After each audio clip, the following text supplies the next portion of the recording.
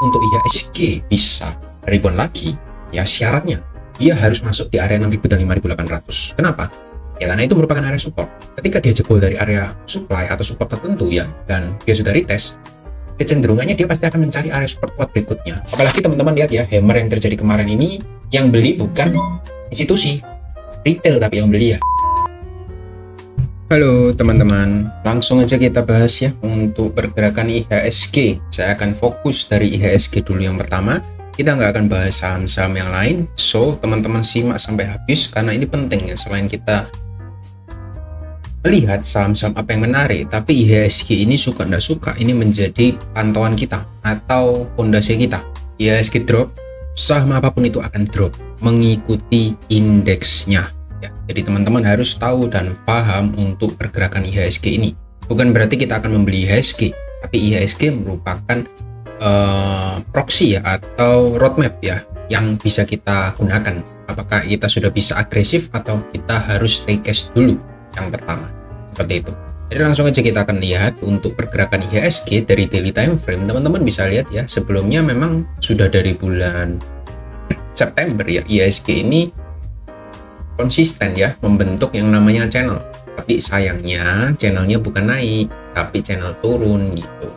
Nah, channel yang pertama kita bisa lihat dia cukup rapi ya, bergerak dalam higher high, lower low ya, di sini lower low, lower high, lower low, lower high, sampai pada akhirnya dijebol dari area channelnya dan membentuk satu channel yang baru lagi, which is lebih curam dari channel yang pertama. Itu menandakan apa? Menandakan bahwa proses penurunannya semakin lama semakin tajam. Makanya teman-teman bisa lihat dalam 3 bulan terakhir ya, di tahun 2025 ini kita melihat agak susah kita untuk mendapatkan cuan di market ya, dan saya pun juga mengalami ya, agak susah memang untuk mencari opportunity di market, kecuali ya memang kita dapat di saham-saham IPO. Memang beda, saham IPO itu kan bukan untuk kita trading kan ya, itu cuma ya bonus-bonus lah kecil-kecilan gitu. Ini bisa memperbaiki dari portofolio kita untuk saham IPO, tapi kan selain saham IPO, untuk saham-saham yang istilahnya punya fundamental yang bagus yang bisa kita beli sehari-hari, itu tidak memberikan opportunity atau kesempatan yang menarik gitu untuk IHSG-nya. Nah, ini juga tercermin ya dari inflow kita yang ingin saya bahas di sini, bahwa kita itu sebenarnya sudah outflow dari bulan September ya, rutin outflow dan nggak ada inflow. Kalau saya bilang beda dengan di bulan Juni sampai bulan September ya, teman-teman bisa lihat ini hijau semua. Tapi sebaliknya, ketika di bulan September sampai bulan Maret ini, kita merah semua. Hijaunya bisa dihitung jari ya, kena berapa? 12, cuma 2 hari, 3 hari, setelah itu apa? Merah terus ya. Di sini pun juga sama, 4 hari, setelah itu apa?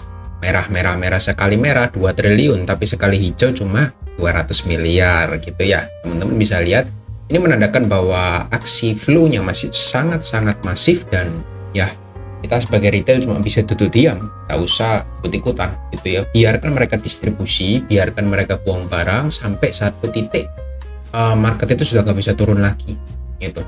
Nah, taunya gimana untuk satu titik nggak bisa turun lagi? Kita akan coba lihat untuk support penting ya. Nah, saya akan buka dari time frame yang lebih besar, weekly. Di sini weekly-nya teman-teman bisa lihat kita sebelumnya sudah jebol dari area support yang pertama, support penting di 6.600, jebol tanpa ada perlawanan. Setelah itu teman-teman bisa lihat apa yang terjadi, jebol, dia cuma retest, setelah itu apa? Lower low lagi ke bawah gitu ya. Hijau yang terjadi dalam 1 minggu itu cuma retest di area supply-nya. Setelah itu teman-teman lihat nggak mampu breakout, malah membentuk potensi untuk lower low lagi yang lebih rendah gitu. Itu yang bisa kita baca dari weekly time frame-nya, ceritanya seperti itu gitu ya. Lalu area support berikutnya di mana? Saya melihat di sini ada area support yang cukup solid di 5.800. Sudah sering saya mention di live streaming berkali-kali. Ada 4 kali retest di sana dan cukup solid ya. Yang ini juga solid, ini lumayan, dan ini ya oke lah, biasa-biasa, tapi dia nggak membentuk lower low di sana. Ketika momen crash COVID kemarin, dia sempat konsolidasi sebentar di area 5.800, baru dia breakout lagi ke atas gitu. Jadi ini bisa kita jadikan sebagai area konfirmasi atau area tunggu di area 6.000 sampai 5.800. Makanya saya infokan ya, syarat untuk IHSG bisa rebound lagi ya, syaratnya dia harus masuk di area 6.000 dan 5.800. Kenapa? Ya karena itu merupakan area support. Ketika dia jebol dari area supply atau support tertentu ya, dan dia sudah retest, kecenderungannya dia pasti akan mencari area support kuat berikutnya. Area di sini itu bukan area support kuat ya, 6.200 gitu. Kita close kemarin di 6.200. Ini bukan support, gak ada support di sini. Supportnya itu ada di 6.000 sampai 5.800, seperti yang sudah kita lihat tadi bersama-sama. 5.800 itu area support kuat.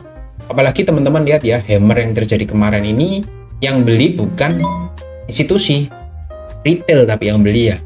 Jadi mereka dari forenya outflow, dari retailnya yang beli ya. Ini agak-agak menakutkan menurut saya. Kalau retail beli, saya sih nggak mau ya. Saya nggak mau spare uang saya untuk spekulasi di market yang sedang bearish gitu ya. Apalagi ya pergerakan dari IHSG kita biasanya juga sangat mengikuti dari yang namanya USD IDR ya. Saya akan singgung sedikit USD IDR kita, kondisinya seperti apa.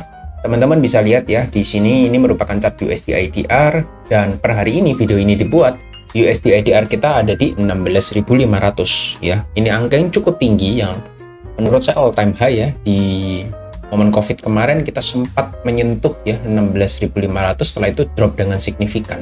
Ini momen COVID kemarin. Dan kita menyentuh lagi di tahun 2024 bulan Juni, setelah itu kita drop lagi dengan lumayan signifikan, meskipun tidak sesignifikan yang pertama ya.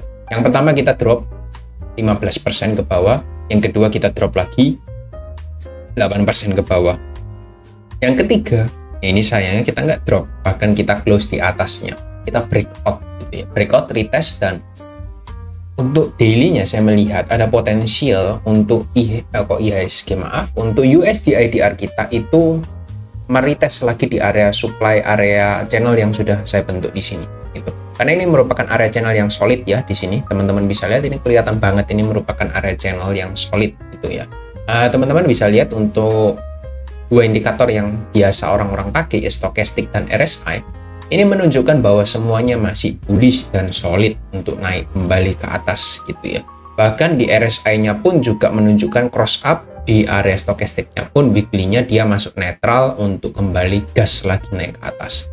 So menurut saya targetnya ada di 17.000 area psikologisnya ya.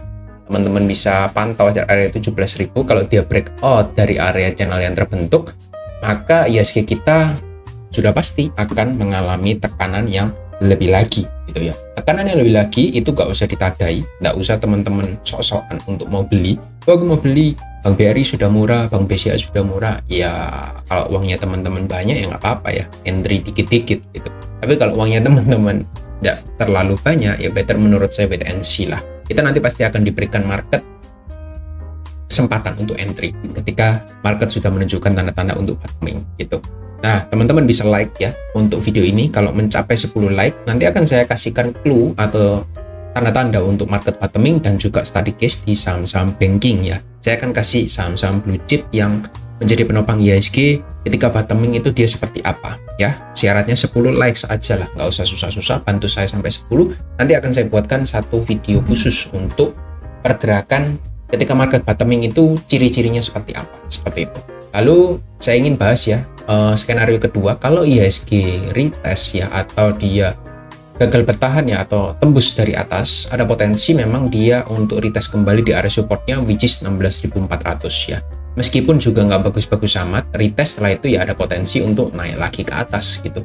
Tapi yang pasti ini akan memberikan angin segar untuk IHSG kita. Kalau marketnya USD-nya drop, sudah pasti untuk IHSG kita akan membaik juga gitu. At least kita bisa retest lah di area 6.600, 6.700, itu ada potensi atau peluang ke sana gitu. Jadi teman-teman bisa catat ya, selama USD IDR kita masih melemah dan selama masih forenya outflow terus, jangan harap kita masih punya kesempatan untuk entry dan cuan di market gitu ya. Ada sih, ada potensi untuk cuan, tapi susah gitu ya. Misalnya DCI ya, kalau teman-teman mau entry ya boleh ya. Kayak hari ini kalau misalnya teman-teman cari bottomnya ya, kemarin close di 115.000, hari ini opennya di 98.000. Kalau teman-teman berani ambil 98.000 ya, teman-teman sudah dapat 40% hari ini. Tapi pertanyaannya, teman-teman berani nggak kalau ambil di harga ARB? Nah, itu kan pertanyaannya. Kalau berani ya kamu dapat 40% hari ini instan gitu ya, instan dalam satu hari. Tapi pertanyaannya, berani enggak? 100.000 itu kayaknya 100.000 itu kalau ditambahin satu lot 10 juta kayaknya.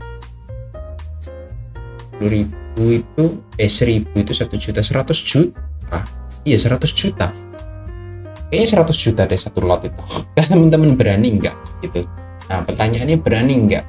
Nah, jangan salah sangka ya, kalau dia naik 40% ya dapat 40 juta, tapi kalau teman-teman ARB satu kali 14% ini minus 14 juta kalau satu lotnya 100 juta seperti itu.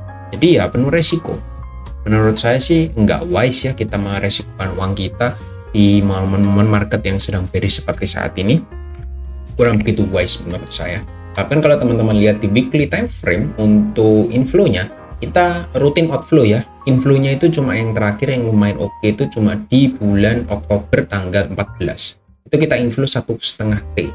Setelah itu kita rutin outflow 3T, 3T, 3T. Nah, teman-teman lihat ya untuk monthly-nya kita outflow dari bulan Oktober sampai bulan Maret. Kita itu konsisten outflow 7 triliun sampai dengan 16 triliun dalam waktu 1 bulan.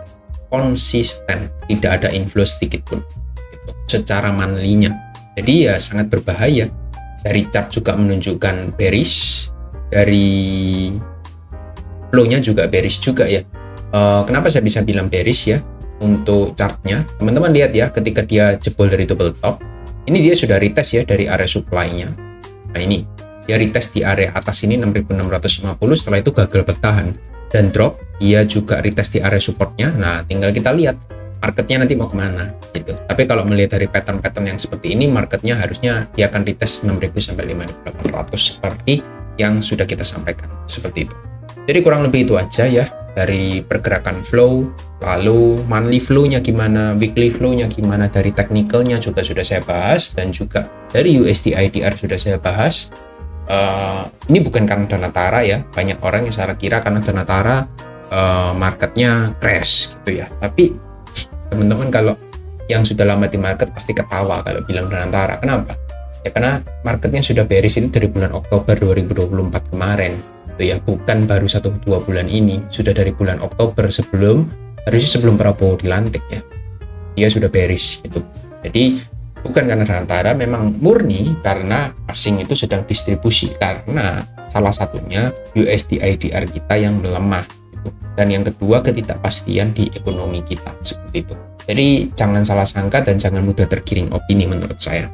Be wise dan juga be smart, jangan banyak beli saham untuk sekarang. Stay cash itu merupakan hal yang wise untuk saat ini. Itu saja dari saya, thank you semua. Dan disclaimer on ya, sebelumnya saya bukan mengajak untuk membeli dan jual, saya cuma menunjukkan data-data yang ada berdasarkan realita dan fakta di lapangan. Dan ya kita cuma bahas IHSG hari ini ya, bukan dari saham-saham. Jadi IHSG nggak bisa dibeli, so ya disclaimernya di akhir video aja. Thank you semua, see you next video, bye bye.